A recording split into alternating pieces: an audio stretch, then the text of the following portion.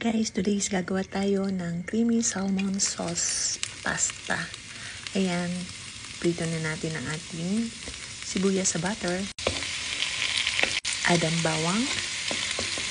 Lagay na natin ang half cook na salmon. Ayan. Lagyan natin ng paminta, asin, at now ang ating white sauce.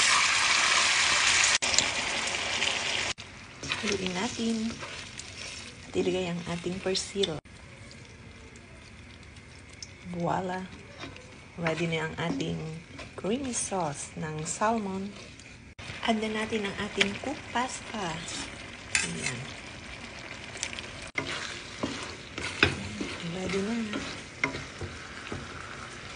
Ayan, kain na. Yummy! Ayan na, yummy, kain na. Bon appetit!